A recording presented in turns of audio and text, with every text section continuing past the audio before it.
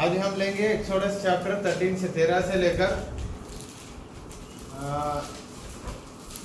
Chapter 13 divided into 4 parts. Chapter 13 verse 1 to 2 first part. Chapter 13 verse 1 to 2 first part. Chapter 13 verse 1 to 2 first part.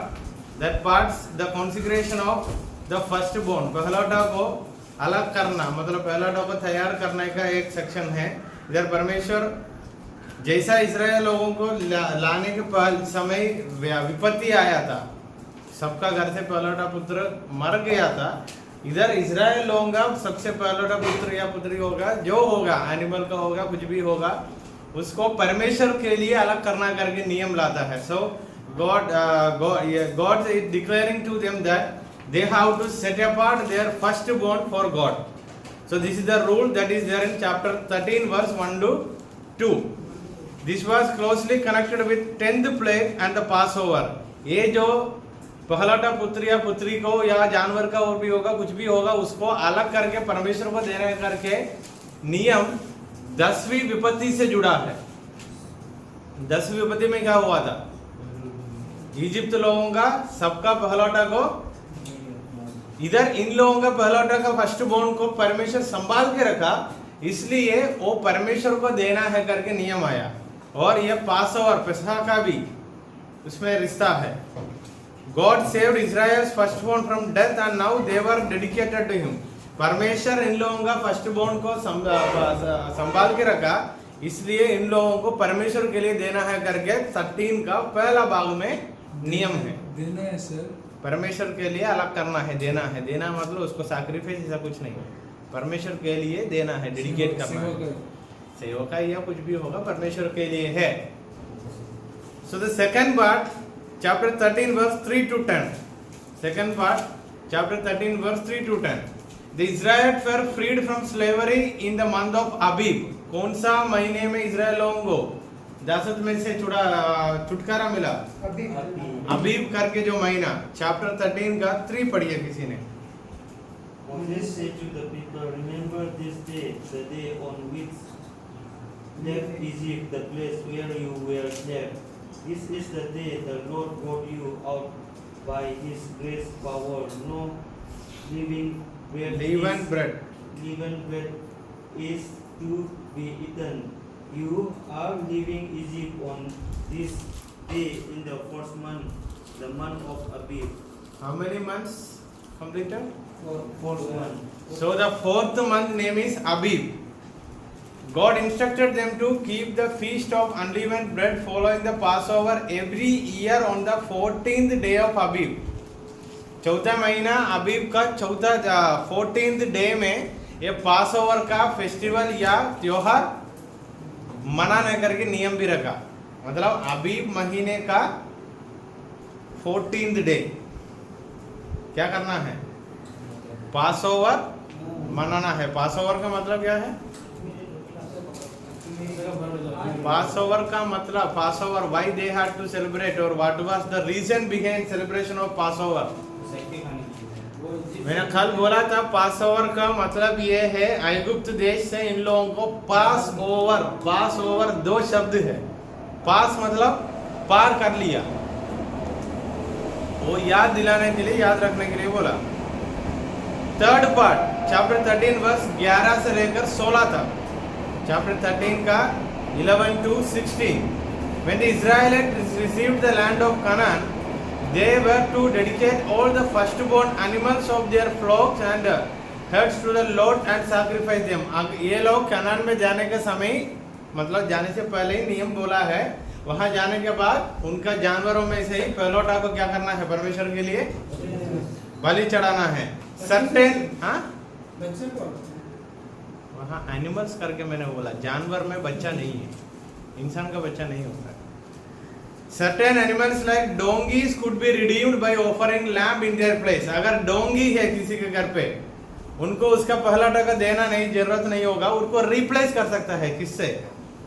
बकरी से, मेमना से. डोंगी है तो उसको रिप्लेस कर सकता है, वो भी नियम में दिया. First born children also needed to be redeemed. पहलौठा पुत्र या इंसान का संतान होगा उसको भी बचाना है। द बाइबल, इसका बारे में बाकी कहानी आप बाद में सीखेंगे। मतलब बच्चा लोगों को सैक्रिफाइस करने के लिए नहीं था, उन लोगों को परमेश्वर के लिए देना था, परमेश्वर का काम के लिए, उतना ही था।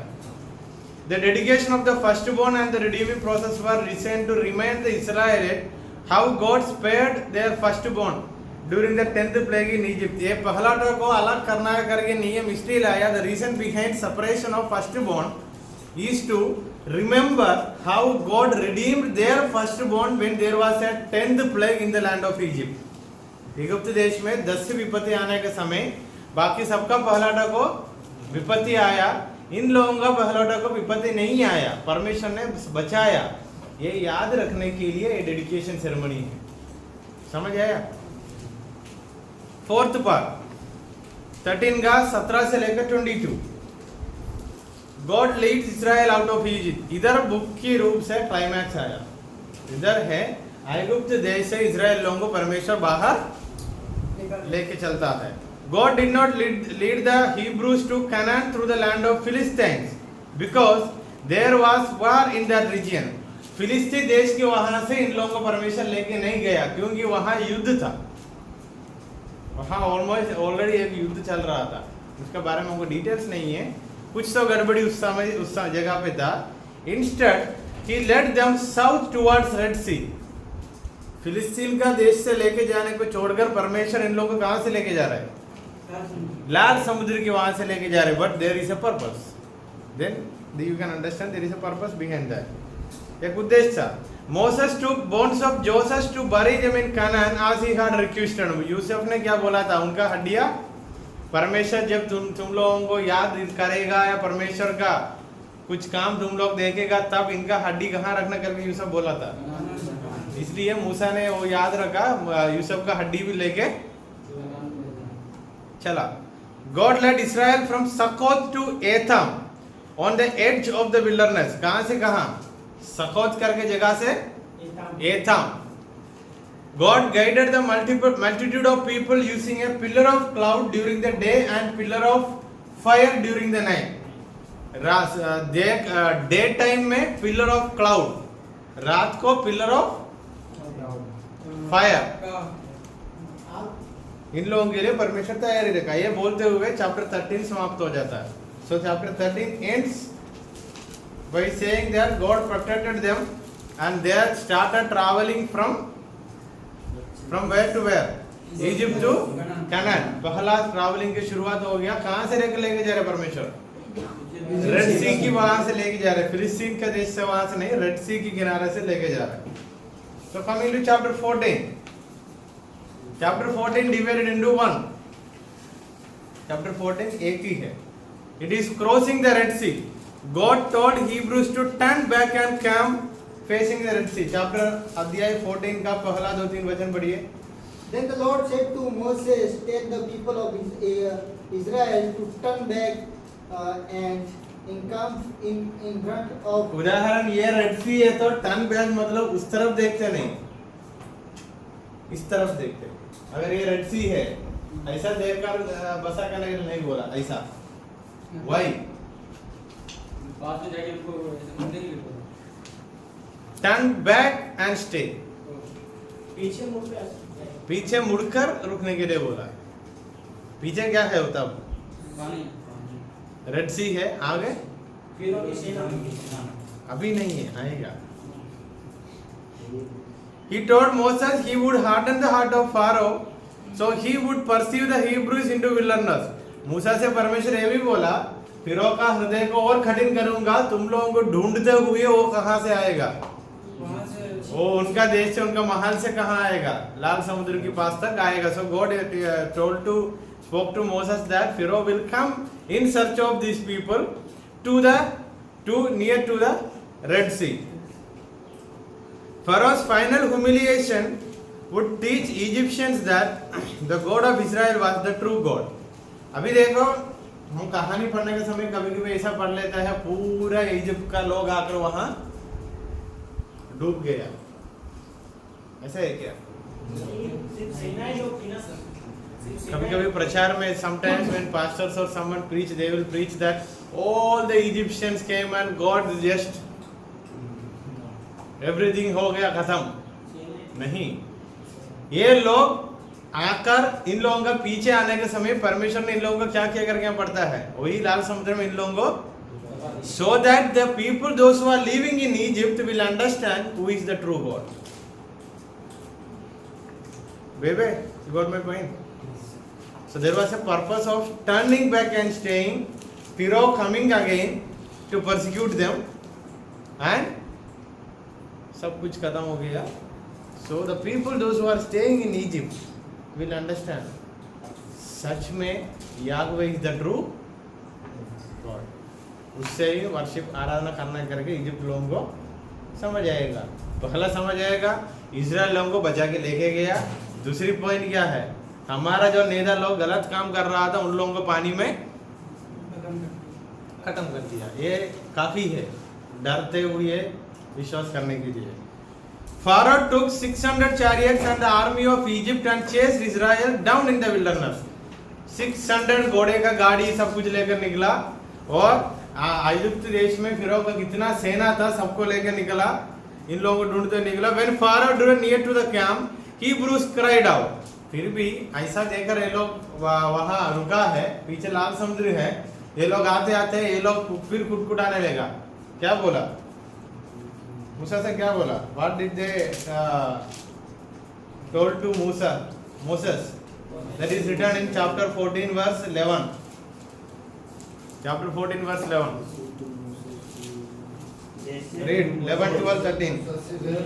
They said to Moses, it is become there are no graves in Egypt that you have taken us away to die in the wilderness. What have you So they done? told to Moses that वहाँ ग्रेवियन नहीं था क्या, हम इधर लेके आकर डुबाने के लिए लेके आकर इधर रुका.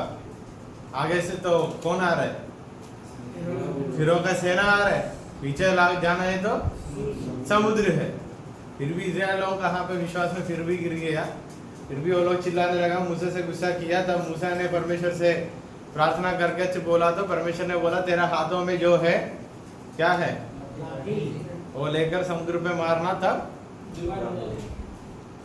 so that's how they came to the other side of Red Sea. Moses told them, fear not, stand firm and see the salvation of the Lord which he would work for you today. For the Egyptians whom you see today you shall never see them again. मूसा ने ये लोगों से बोला जो Egypt लोगों को आज तुम लोग आखिरी बार देख रहे, अभी से लेकर इन लोगों को तुम लोग कभी भी नहीं देखेगा. फिर पानी में डुबाएगा, ये सब कुछ कहानी परमेश्वर किसी से भी नहीं बोला, मूसा को भी नहीं बोला होगा शायद, क्योंकि सब कुछ वहां जाने के बाद हुआ. The angel of the Lord who had been leading the Israelites in the pillar of cloud and fire moved between the Israelites and the Egyptians and kept the Egyptians from entering the camp. God divided water of the Red Sea before the Israelites with a strong wind. एक बड़ा तूफान आया, पानी पूरा दो भाग हो गया दीवार के समान. The wind dried up and seemed to the Hebrews could walk across the sea on the dry land. ऐसा लिखा है पूरा कहानी में, उन लोगों को चलने के लिए पूरा ड्राई लैंड, सूखा हुआ भूमि, वो लोग चल के चल गया. अभी ये लोग चलने का रास्ता पर कौन भी आ गया? फिरौन की प्रजा और फिरौन भी आ गया. शायद फिरौन का मन में एक सोच होगा, पहले ये लोग बहुत काम किया था, हमारा लोग भी किया है, अभी ये भी हम करके करेंगे करके शायद गुस्सा होगा. वो लोग चमत्कार किया, ये लोग भी किया, सब लोग गुस्सा. वहां जाने के बाद क्या हुआ? And the people of Israel went into the midst of the sea on dry ground. The waters began a wall to them. पानी दो दीवार के समान खड़ा हुआ. इसराइल लोग चला गया, इसराइल लोगों के पीछे इजिप्ट लोग भी pursued them, but God caused their chariot wheel to get stuck. सूखा हुआ भूमि में ही इन लोगों का गाड़ी का पहिया क्या हो गया? फंस गया. God brought the walls of water down on the Egyptian army and the walls were all down. परमेश्वर क्या कर दिया? पूरा पानी का फिर जैसा दीवार के समान था वो नीचे गिर गया. ये सब लोग after seeing the great power of God, people believed in the Lord and his servant Moses. ये सब कुछ होने के बाद इजराइल लोग भी परमेश्वर पर अच्छा से विश्वास किया और मूसा हमारा लीडर परमेश्वर भेजा करके भी अच्छा से विश्वास किया।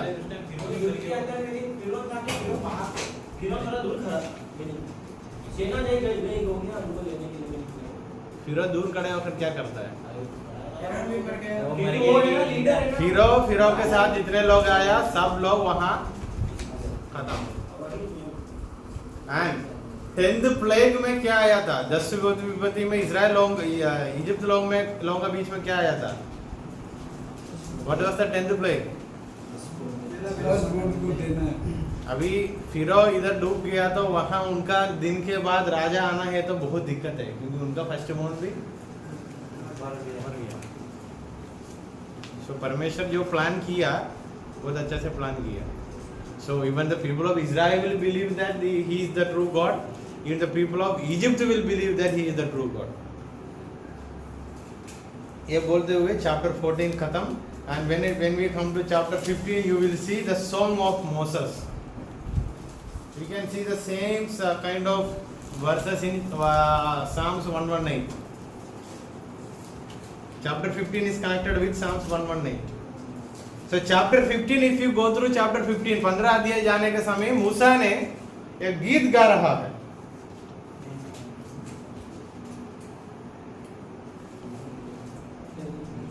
ये गीत को जब हम पढ़ने के समय परमेश्वर के काम के बारे में बताया, परमेश्वर के नाम के बारे में बताया, परमेश्वर ये सब कुछ क्यों किया करके भी बताया। सो chapter 15 you can say that this is the summarized form of chapter 1 to 14, क्योंकि चैप्टर 15 में अध्याय 15 में ये गीत में परमेश्वर क्या क्या किया वो बताया है, परमेश्वर का नाम क्या है वो भी बताया है, परमेश्वर ये सब कुछ क्यों किया वो भी बताया है। So is it clear? किसकी गाना है? Songs of Moses. Then coming to chapter 15 is divided into two parts. Chapter 15, the second part, the bitterness or the water made sweet. ये लोग फिर भी कहाँ आकर रुका? Chapter 15 verse 22। सर इसमें तो मीडियम भी गाना गाते हैं। Then Moses Song made of the Midian. Israel from the Red Sea. But mainly it is the song of Moses, Moses. because who is the leader, not Miriam. So Moses is the song of Moses, and chapter 15 verse 20 you will see Miriam dancing. वो तंबा उसको क्या बोलते हैं? Tambourine. टैम्पोरिन, उसका तबला होगा, कुछ भी होगा वो लेकर, क्योंकि खुशी मना रहे हैं। खुशी मनाते मनाते अभी एक गलती करने के लिए जा रहे हैं। वो लोग कहाँ आ गया? Chapter 15 verse 22। So chapter 15 divided into two. One verse 21. Chapter 15 verse 1 to 21, first part, the song. 21. And the song divided into three parts. Work of the Lord, name of the Lord, purpose of the work. परमेश्वर का काम, परमेश्वर का नाम और काम का उद्देश्य। So that is your homework. When you are writing, read it carefully. You can understand. काम के बारे में बताया, परमेश्वर के नाम के बारे में बताया, उसके बाद क्यों किया करके बताया वो गाना में। मैंने पढ़ा इसलिए मैंने अंडरलाइन करके रखा। और it is connected with chapter Psalms 118. भजन संहिता 118 से connected है। And chapter 15 second part. Someone please read 20 to 23. Moses led Israel from the Red Sea, and they went into the desert of Shur. शूर, अभी red सी का किनारा से शूर करके देश में चले गया। सो दे नीड वाटर। ये मरुभूमि है, विल्डरनेस है, रेगिस्तान है, पानी चाहिए। When they came to Mara, they could not drink the water of Mara because it was bitter. मारा करके एक नदी था, वहां आने के समय पानी पीने के लिए सोचा, वो बहुत कड़वा था। फिर भी वो लोग किससे लड़ना शुरू किया? मूसा से। फिर भी बोला इधर तक लोग क्यों लेके आया? वहां इजिप्ट में मान डालना था ना। अभी अभी परमेश्वर के एक बहुत बड़ा चमत्कार काम देखा, फिर भी ये थोड़ा सा पानी के लिए फिर भी अविश्वास के बाद। So here God will make A V can say kind of condition. That condition is written in 24 से लेकर पढ़ना। So the people Grumbled. against Moses, saying, "What are we to drink?" And cried the Lord, and the Lord showed him and along, and he threw it into the water, and the water became sweet. Then the Lord made for them and A statue. statue and a rule, and there he rested them. Rested them. Rested them, saying, if you will be diligently listen to the voice of the Lord your God, and do that which is right. Enough, underline in that. His eyes. इधर परमेश्वर इन लोगों के लिए पानी को sweet करके दिया, फिर भी स्टिक का कहानी वहां आ जाता है। मूसा का हाथों में जो स्टिक था, पानी को स्वीट किया, फिर भी देयर इज अ कंडीशन। परमेश्वर ने बोला और एक बार मेरे बात को छोड़कर और कुछ बातों को और अविश्वास के बातों में चले गया तो क्या होगा? ऐगुप्त देश में तुम लोग जो 10 विपत्ति देखा ना, वो और मेरी बात मानकर जिया तो वो सब कुछ तेरा तुम लोगों के जीवन में नहीं आएगा। So there is a condition now, because after experiencing the miracles or after experiencing the blessings of God, again and again if we are repeating the same unbelief thing, there will be a condition. अभी परमेश्वर क्या बोल के बोला, एक condition रखकर आगे बोला। सो दिस ये बोलते हुए चैप्टर 15 का था। सो in chapter 15 they came to Elim.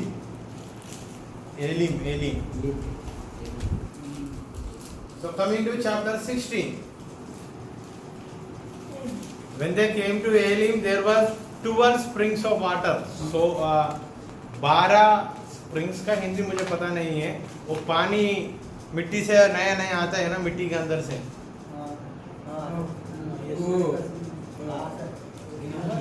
Spring वो 12 जगह से आ रहा था। 12 नंबर याद रखना, क्योंकि ये 12 से उत्पत्ति से लेकर कनेक्शन है। So coming to chapter 16, divided into 2 parts. Chapter 16 divided into 2 parts. Chapter 16 verse 1, 2, 3. Again these people will grumble against God. फिर भी ये लोग परमेश्वर से कुटकुटाता है। वो लोग इजिप्ट में आया, चैप्टर 16 को 2 भागों में विभाजन किया है। क्या लिखी है?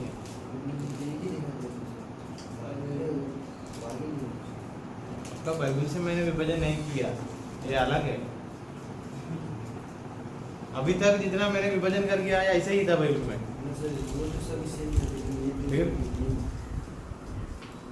So chapter 16 verse 1 to 3 first part.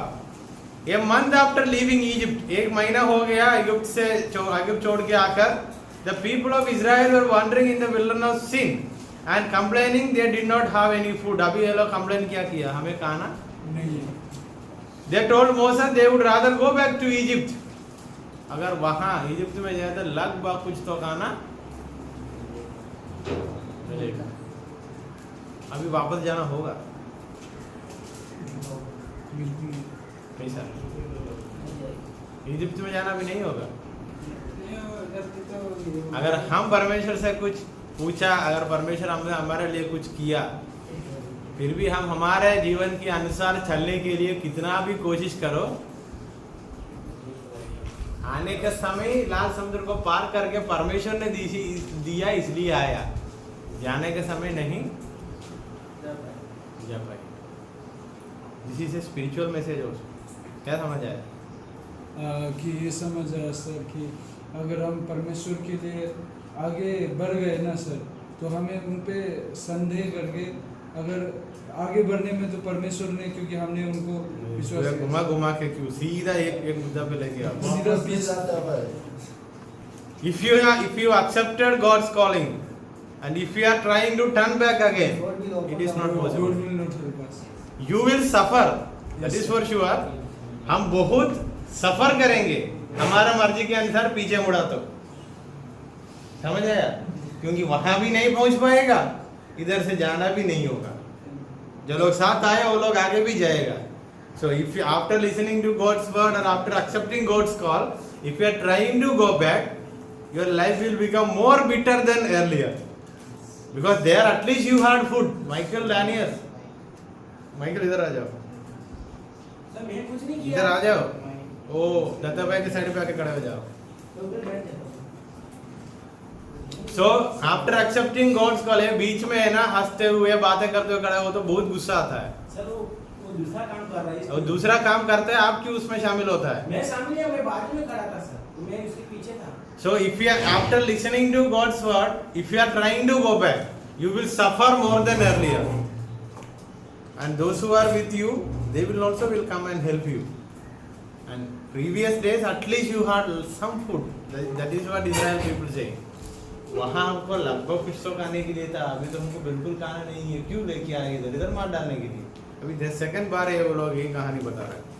So the second part 4 to 31 chapter 16 का 4 से लेकर 31 second part. Moses warned the people that their complaining was not against him and Aaron but against God. अभी मूसा ने इन लोगों को एक चेतावनी दिया, वार्निंग दिया. Now you people are grumbling not against me or Aaron, it is against God. क्योंकि परमेश्वर एक कंडीशन रखा था.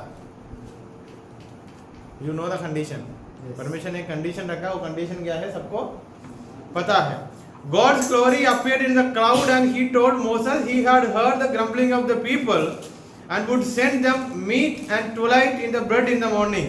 इसको हम मन्ना बोलते हैं. लोग नाम रख दिया मन्ना. बहुत अच्छा खाना आकाश से गिरते थे. That evening God sent quail into the camp. quail के हिंदी क्या है? हम 16 पढ़ रहे हैं.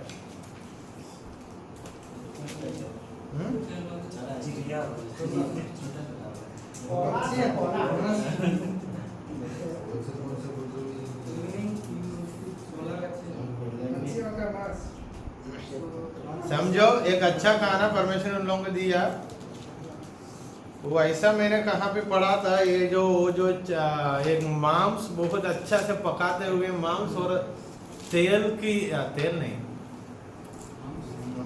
हनी के साथ मिलाया तो टेस्ट कैसे आता है उतना अच्छा टेस्टी खाना. If you go to barbecue restaurants you will find it. Chicken को मटन को बहुत अच्छा से फ्राई करके अच्छा फ्लेवर डालकर थोड़ा सा हनी भी देता है उसके साथ. KFC में हनी नहीं देता है. उसमें मन्ना है. उसका मैं बोल रहा हूँ आज का टेस्ट कैसे होगा. कल्पेश बाहर जाना नहीं मैं इधर हूँ. सर खाना किसने बनाया? कौन खाना किसने बनाया? परमेश्वर ऊपर से नीचे गिराया. सबसे गिराया. लेकिन कैसे बनाएगा? आप आज कैसे जिंदा है? तो बना के खाते हैं. हाँ, आज कैसे जिंदा हुआ सुबह? से बना के खाते हैं. आप आज सुबह से जिंदा है ना? कैसे बस कैसे श्वास आया? का जवाब नहीं है. परमेश्वर There is no answer. परमेश्वर से आया. सेम वे परमेश्वर इन लोगों को खाना दिया. परमेश्वर को वहाँ चिकन का मार्केट में जाकर खरीद के काट के साफ करके मसाला लगा के करने का जरूरत नहीं है. सर परमेश्वर ने पक्षियों को भेजा था. बहुत अच्छा खाना इन लोगों को दिया. मन्ना करके लोग नाम भी रख दिया. अभी हाँ वही बोल रहा हूँ. बहुत अच्छा खाना इन लोगों को दिया. परमेश्वर ने मूसा से बोला गॉड टोल्ड टू मोसेस. वो लोग कुटकुटाते हुए मैंने सुना है करके परमेश्वर ने करके दिया. That evening in the morning when the dew evaporated a small fine flake like bread appear on the ground. Bread जैसा कुछ भी सुबह भी मिलते थे शाम को क्वेल भी मिलते थे. It was unlike any bread that people have ever seen. वो दिन तक ये लोग ऐसा वाला रोटी कभी भी नहीं खाया. God instructed each family to gather enough bread to eat for one day, no more and no less. एक दिन के लिए जितना जरूरत होगा उतना ही इकट्ठा करना करके हर एक परिवार को नियम. ज्यादा भी नहीं लेना. Enough for today is enough for today. Don't take extra, don't take less quantity. So that was the rule. Some people try to gather more, but it spoiled overnight and bread form. कुछ लोग फिर भी क्या किया, हमारे जैसे लोग, ज्यादा ले लिया। आज रात को बिरयानी मिला तो कल सुबह के लिए थोड़ा बचा के रखेंगे। कुछ लोग ऐसे ही किया, क्या हो गया सुबह तक बहुत गंदा स्मेल आया, कीड़ा आने लगा। No use. The only day they were told to gather extra was the 6th day of the week. एक हफ्ता में 6th day आएगा, वो दिन एक्स्ट्रा लेने के लिए बोला। Because God set the 7th day apart as a special day of rest. 7वां दिन रेस्ट है, इसलिए 6th day एक्स्ट्रा लेना, क्योंकि 7वां दिन रेस्ट का समय में खा सकता है। The people called the mysterious bread manna. ये जो mysterious bread, ये बहुत अच्छा ब्रेड रोटी इन लोगों को मिला, उनका नाम क्या रखा?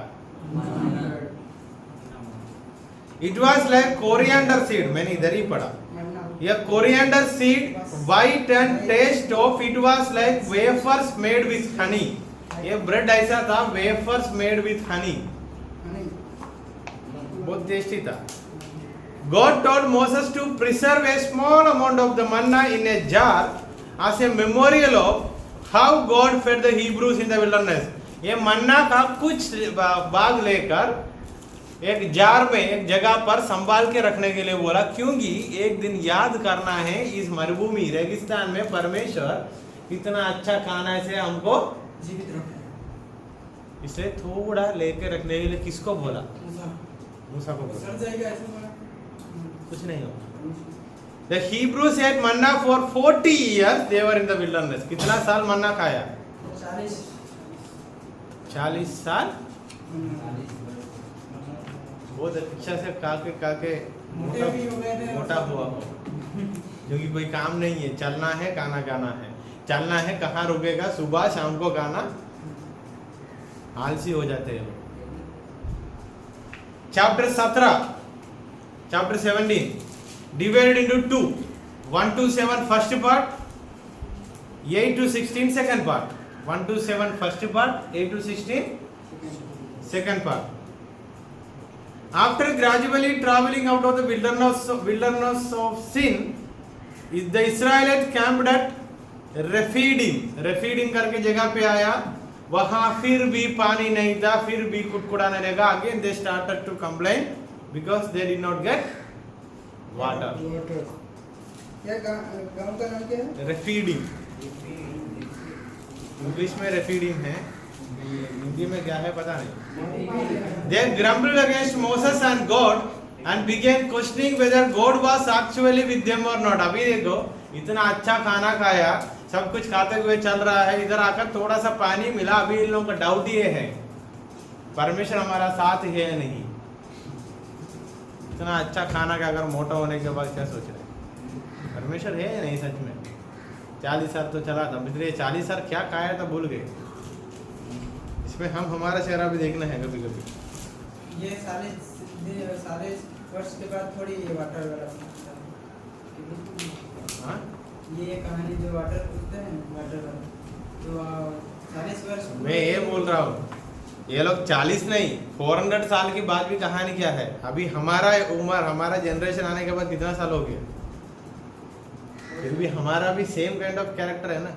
अगर 1 दिन होगा, 2 दिन होगा, 7 दिन होगा, 5 दिन होगा, 40 साल होगा, इतना दिन परमेश्वर चलाया, फिर भी कुछ बातों का आकर वहां आकर हम क्या सोचता है, ये लोग क्या सोचा। सच में परमेश्वर हमारा साथ है, डाउट है। God told Moses to take the elders of the people and the staff he used when he worked miracles before Pharaoh. फिरौन के सामने जो मेरे चमत्कार करने के लिए जो लकड़ी लिया था वो भी लेना। इस्राएल लोगों से एल्डर्स, ये एल्डर्स का नाम कौन सा अध्याय में पढ़ा हम? वहां से लोगों को लेना। And to stand on the rock of Horeb, Horeb की वहां एक पत्थर है, वहां जाकर खड़े होने के लिए बोला। Moses was told to strike the rock with his staff and the water would come out. वो पत्थर को वो लकड़ी से मारने के लिए बोला ताकि पानी will come out. Moses did as the Lord commanded and all the people drank. मूसा जैसा परमेश्वर ने बोला वैसा किया, सबको पानी Moses called the place Maza and Meribah because of the quarreling of the people, because they tested the Lord. वो जगह का नाम पर मूसा ने क्या रखा? Masa and Meribah. Why? Because they tested the Lord. ये दो नाम का अर्थ क्या है? ये लोग परमेश्वर को परीक्षा लिया.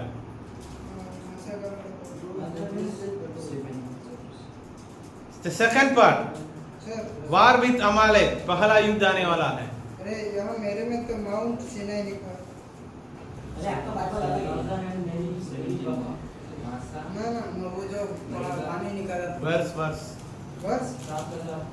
6 I will मेरे stand में भी before माउंट सिनाई लिखा I will stand before you on a rock at Mount Sinai, straight rock, and water will come out of it. I will stand before Before I will stand before on the rock at Horeb, and you shall strike the rock. ये mountain को Hera for Mount Sinai. Good news में तो sir Mount Sinai बोलता है. बस मेरे में भी word Mount Sinai Maybe the other name is Mount Sinai. Hindi में क्या लिखा? Horeb. Horeb. So Horeb. Horeb. So coming to the second part of chapter 17, the Amalekites came to Rephidim and fought with Israel. अभी रेफीडिंग करके जगह पर अमालेकिट्स आता है, Israel लोगों से युद्ध शुरू होता है. This is the first war they are going to face. Moses commissioned a man named Joshua to lead the selected group of warriors to fight with Amalek. मूसा ने एक झुंड को चुना और झुंड को चलाने के लिए किसको लिया? Joshua. He told Joshua he would stand on a hill above the battle with the staff of God in the hand. मूसा ने जोशुआ से बोला मैंने एक पर्वत के ऊपर खड़ा हो जाऊंगा. किसके साथ? परमेश्वर को लकड़ी के साथ खड़ा हो जाऊंगा. Joshua went to battle and Moses, Aaron and Hur climbed to the top of the hill. Joshua ने सबको लेकर युद्ध में ले चला गया. आरोन, हूर, मोसेस पहाड़ के ऊपर चढ़ते हुए ये बातें वीक्षण किया, देखा. Whenever Moses held up his hand, Israel would prevail. मूसा ने क्या करने के समय इस्राएल लोगों को विजय मिलता है? नीचे करेगा. When Moses got tired, Aaron and Hur held his arms. अभी मूसा ने हाथ ऊपर करके नीचे करके थक गया. आरोन और हुर इनका साथ था ये करने के लिए, मदद किया ऊपर ही करने के लिए, मतलब ऐसे ही रखने के लिए. दो लोग आके पकड़ा होगा. So Hur helped Moses to raise his hands upside. So whenever there is a war, everyone have their positions to do. हमारे जीवन में भी कुछ मुसीबत आने के समय हर एक व्यक्ति को एक पोजीशन है कुछ करने के लिए. So don't expect everyone will come and help us. Someone will help us financially, someone will help us spiritually, someone will help us kind of other way. So everyone have their own stance. अगर युद्ध में मूसा भी चले गए तो हाथ ऊपर करके खड़ा हुआ तो शायद मार डाले. वहां जाकर लड़ना है. Joshua defeated Amalekites. पहला युद्ध में योशुआ और उनका सेना जाकर अमालेक लोगों को मार डाला. Moses pulled an altar and called it the Lord is my banner. मूसा ने वहां एक आल्टर बना दिया, वेदी बनाया. वो वेदी का नाम क्या है? परमेश्वर मेरा बैनर है. बैनर का हिंदी क्या है? Coming to chapter 18. Coming to chapter 18 divided into two parts. Hindi क्या है ये बताओ ना. हिंदी बताने की जरूरत नहीं है. The Lord is my banner. इसका मीनिंग क्या है? The Lord is my banner मतलब मेरा विजयी का टाइटल. बैनर मतलब वही है, बैनर बांधते हैं ना हम, फ्लैग्स. मेरा विजयी का मुख्य कारण कौन है? बड़ा सा एक वो होता है ना. वहाँ फ्लैक्स प्रिंटिंग करके नहीं लगाया, वहाँ एक आर्डर बनाकर नाम दिया. पत्थर में या कुछ कपड़ा में दिया होगा. यहोवा निसी in Hindi. The Lord is my banner. विजय देने वाला मेरा परमेश्वर है. मतलब मेरा विजय का मुख्य कारण मैं नहीं है, हमारा लोग नहीं है, यहोवा है. So coming to chapter 18, you will see father-in-law of Moses. Who is the father-in-law of Moses? So Moses, father-in-law Jethro came to visit Moses. अभी हमारा son-in-law बड़ा काम कर रहे, बड़ा नेता बन गया, थोड़ा जाकर मिलेंगे. कौन आया? हाँ? Jethro आया. Moses' father-in-law came to visit Moses in the wilderness and brought Moses' wife also. Brought Moses' wife मतलब मूसा का पत्नी अभी मूसा का साथ नहीं था अभी तक. पढ़िए वो वचन, अध्याय 18 का पहला 3 वचन. जब मूसा के ससुर मिद्यान के याजक यित्रो ने यह सुना कि परमेश्वर ने मूसा और अपनी प्रजा इस्राएल के लिए क्या-क्या किया है, अर्थात यह कि किस रीति से यहोवा इस्राएलियों को मिस्र से निकाल ले आया, तब मूसा का ससुर यित्रो मूसा की पत्नी सिप्पोरा को जो पहले निहर भेज दी गई थी और उसके दोनों बेटों को भी ले आया. इनमें कौन लेके आ रहा है? जethro ने उनका बेटी को, बच्चे लोगों को लेकर मूसा के पास आ गया. Moses went out to meet Jethro. आलिंगन किया, चुंबन दिया, बहुत रोया भी होगा क्योंकि बहुत दिन के बाद भेज रहे. हम जब शुरुआत में पढ़ रहे थे तब मैंने पूछा था आपको क्वेश्चन कि ये इसके फैमिली के साथ गया था या नहीं. आप लोगों ने बोला था फैमिली के साथ गया था. अभी तो ये इधर वो लेके आ रहा था. कौन? चित्रो, ये मतलब परिवार इनको जो इनका ससुर लेके आ रहा है. उस समय आपने बोला था फैमिली के साथ इजिप्ट में गया था. खतरा हुआ था उस टाइम में, तो सब जा रहे थे ना, सब साथ था. वहां से जब मूसा ने उनका फादर इन लॉ को छोड़ के आने के समय परिवार भी था साथ. अभी कैसा लगा? वो वचन पढ़ेंगे. अध्याय 8 का 2. मूसा हुए थे वो.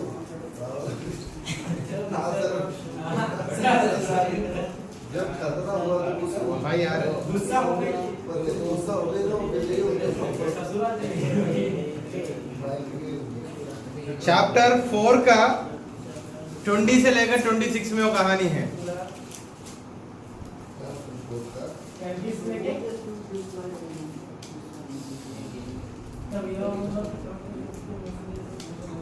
चैप्टर 4 का 20 से लेकर. इसका मतलब है may be because of the safety, because पति पत्नी बच्चे लोग सेफ्टी होना करके मूसा ने इन लोगों को घर पे वापस भेजा होगा. आने का समय सबको लेके निकला. बाहर बीच में कहाँ पे एक जगह पे ये युद्ध फिरो ये सबका बीच में पत्नी को बच्चे लोगों को घर पहुंचा दिया क्योंकि सेफ्टी इज फर्स्ट. के बीच में तो लिखा है ये Moses took his wife and his son. हाँ वो वहां से उनका ब्रदर इन लॉ है उसको क्या ससुर ब्रदर इन लॉ नहीं फादर इन लॉ के घर से आने के समय परिवार के साथ निकला. अभी इधर आते आते शंभू ने बोल रहा था अभी इनका ससुर और ससुर फादर इन लॉ इन लोगों को लेके आया करके बोला. मतलब बीच में कहाँ पे एक जगह पे परिवार को कहाँ भेजा था? दूसरी जगह पे नहीं, उसका घर पे ही भेजा था. इसलिए वो घर से ही लेके आया. सर जहाँ पर उसकी पत्नी ने बोला था तुम मेरे क्या बेटों का लहू बहाने वाला है, उधर झगड़ा हुआ होगा, वापस गया मुझे कभी मेरे बेटे को लहू बहाना. हाँ वो वचन अलग है. खून बहाने वाला लगता है. वो वचन अलग है. वो खतना के बारे में बताया. हाँ लेकिन वहाँ पर तो थोड़ा सा ये हुआ था ना, वो लड़ाई नहीं है. वो उसी दिन मैंने बोला था वहाँ लहू वो लिखा है